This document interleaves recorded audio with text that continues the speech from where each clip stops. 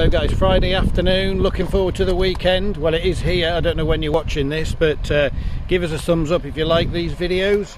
And this is just what's rolled in on this Friday afternoon. So forgive me for not knowing all the technical stuff about these VW T4, 5, 6, 5.1s and all the rest of it, but I'm really not that into it, I'm afraid, so I can't help you with all of that. But I think this bit here means that it's a diesel. So yeah, 1.9 diesel, and you get some moss in there that comes with it.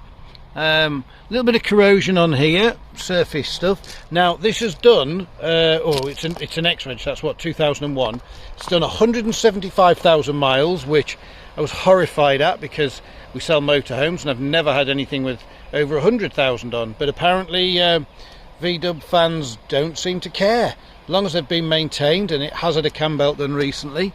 And lots of other servicing. It was an AA wagon, I think, to begin with, so there's a bit of yellow here and there, but a couple of scuffs on that alloy. Obviously grey's not its original colour. It seems to have been done to a good standard, but every now and then you can see a little bit of evidence that the paint's not perhaps as good as it could have been. But it's an old bus, it's looking good. Another little bit of corrosion down there. It's pretty solid underneath. We'll be supplying it with a year's test. Yeah, it's grey. Looks like it's got smoke lenses. It's got a 240 volt hookup.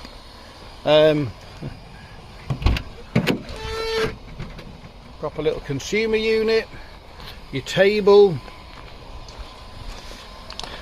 I don't know what that is. Apparently a little box in there. It's a drug stash point or so. I don't know what it is, but I suppose you can put whatever you want in there. There's a couple of little runs there in the paint.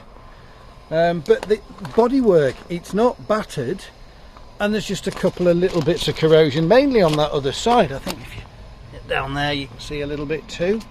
Yeah, it's got a cool 5-ball, no aircon, no cruise, but fires up as it should do. We've got a bit of electric on these seats. I believe the passenger one's a spinner.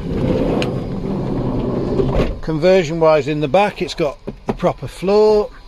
It's got one of these fold forward beds rather than the rock and roll. These are just cupboards, so there's no fridge. You've got your little gas point there if you wanted to make a bacon butty. 2 burner and a sink. Proper little consumer unit with your lights, etc. You got some roof lights, you got some rear ones which have got their own switches on, and this is one of these beds that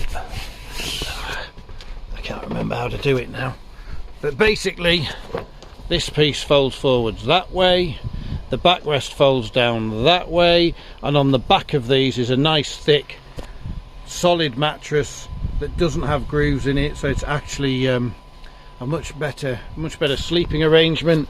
You can see there's loads of storage space under there right the way through. Those are bolted through correctly. I don't think it's the proper crash tested back, I'm not sure, but there you go. It's a partially converted cool VW camper day bus thing.